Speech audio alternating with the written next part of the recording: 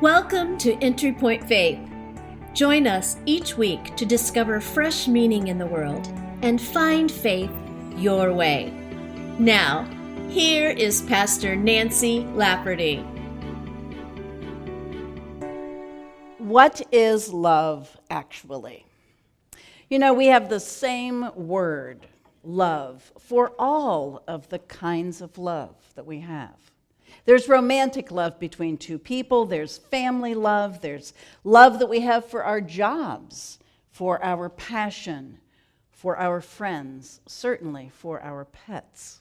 And even we love strangers. Sometimes loving others is easy. Often it's not. We usually don't have enough patience to do it really well. And then there's that selfish part of us that doesn't really want to be inconvenienced. Love is a basic word that gets used a lot, and yet I'm not sure we really know sometimes what it means or how to do it well. You've heard me say many times that we don't get enough training in how to love in our culture. We're just expected to know how to do it, and so we bump and roll along, just trying to figure it out as we go. A group of professional adults posed this question to a group of children ages 4 to 8. What does love mean? And the answers that they got were broader and deeper and so much more profound than anyone could have ever imagined. Rebecca, age 8, said, "Well, when my grandmother got arthritis, she couldn't bend over and paint her toes anymore. So my grandfather does it for her, even when his hands got arthritis too. I think that's love."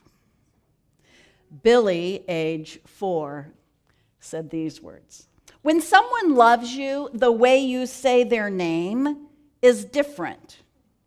Like you just know that your name is safe in their mouth." My personal favorite from Danny, age 8. "Love is when my mommy makes my dad coffee, and then she takes a sip before she gives it to him to make sure it's just perfect." Now, when people get into discussions about love, we often hear the words unconditional and conditional. You know what conditional love is. You do this for me and I'll do that for you. Or you don't want to do this? Fine, I won't do that. Unconditional love is best defined by the word agape. Agape is the word that we often use to describe the love that God has for us. According to Sir John Templeton, agape love is pure love, unlimited in its possibilities. Agape love is altruistic love, love that is given for its own sake, without expecting anything in return. Now, each of the major world religions has its own unique perspective on what agape love is and how it's to be played out on the world stage. Among the greatest legacies of Judaism has been its focus on fulfilling responsibilities and duties.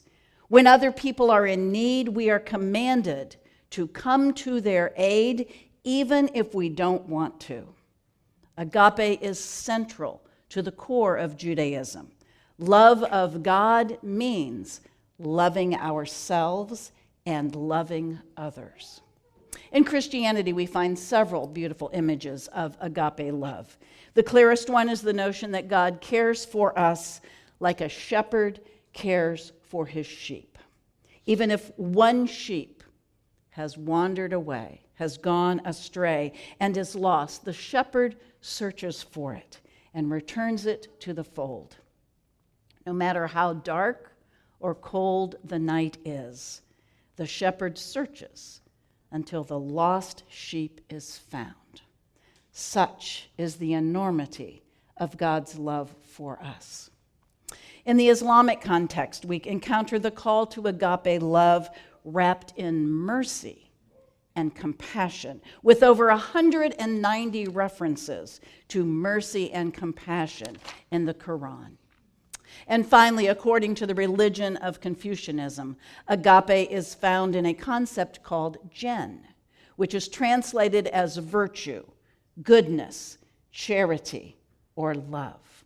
Confucianists believe that all forms of love are inseparable, and there is a relationship between the way we treat our families and the way we treat our neighbors.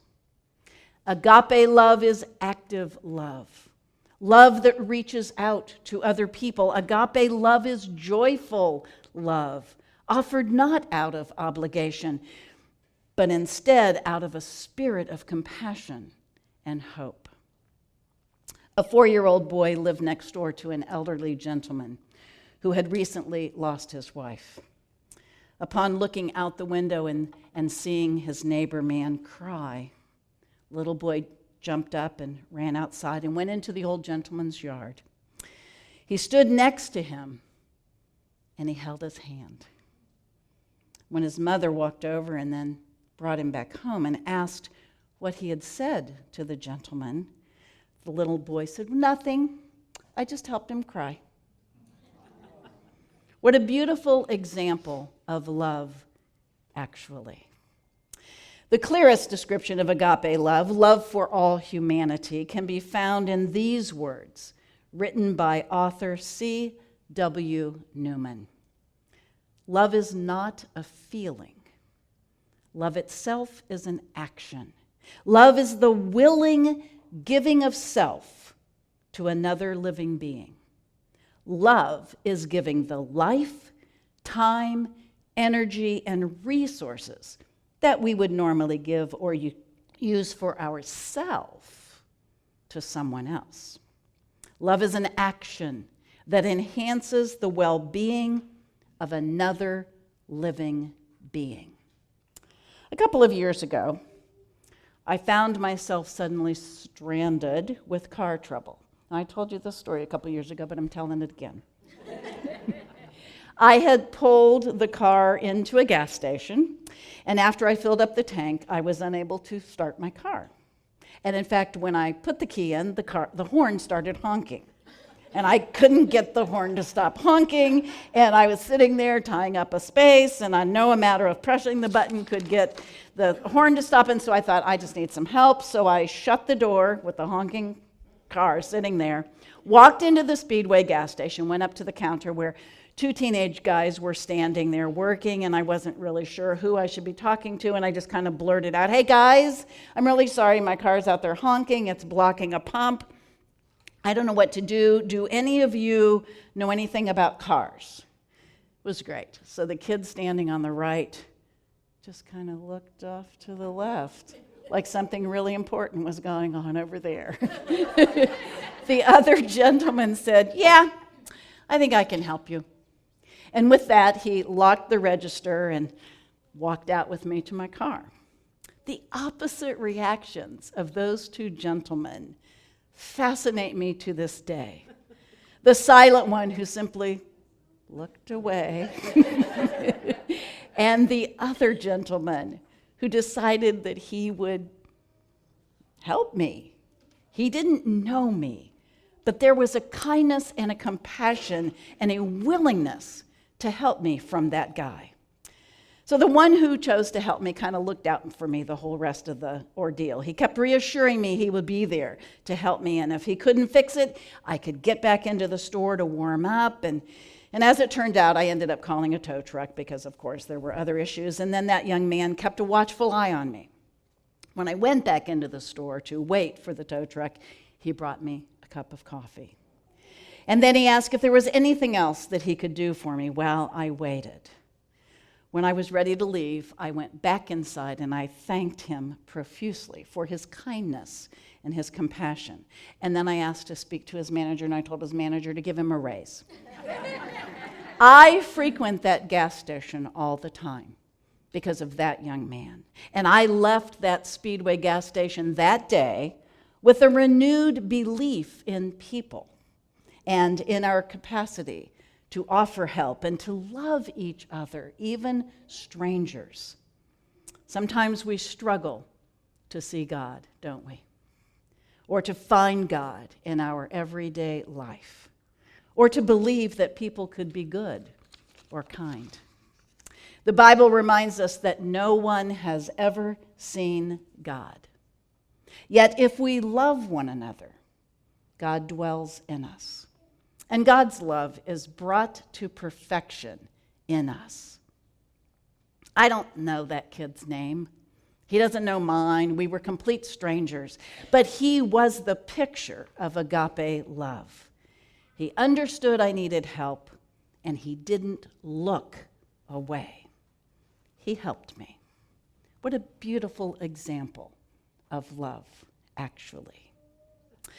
Now, I would also be remiss if I didn't mention the power of romantic love this morning.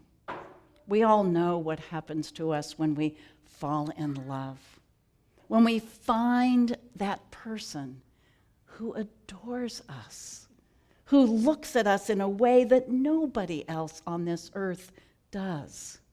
Everybody look at each other now. When that happens, we feel a certainty. We find an unusual peace, don't we? Loving someone and being loved that way heals us. It steadies us. When someone adores us, we grow up. We gather strength from being loved and from loving. We fill up with hope because we're not alone facing the world. I think it's easier to believe in God's love when we have received that kind of love from a person, because we know how it changed us.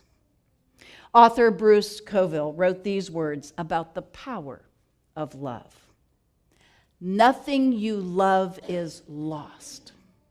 Not really. Things, people, they always go away sooner or later. You can't hold them any more than you can hold moonlight. But if they've touched you, if they're inside you, then they're still yours. The only things you ever really have are the ones you hold inside your heart. What a beautiful explanation of love, actually. Amen.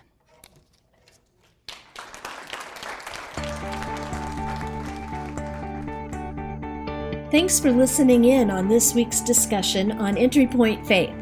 You can join the Entry Point Faith community in person every Sunday at 10:30 a.m. at Conner Prairie in Fishers, Indiana. For more information and a transcript of Nancy's messages, visit entrypointonline.org. Entry Point Faith is brought to you in partnership with mypodcast.media.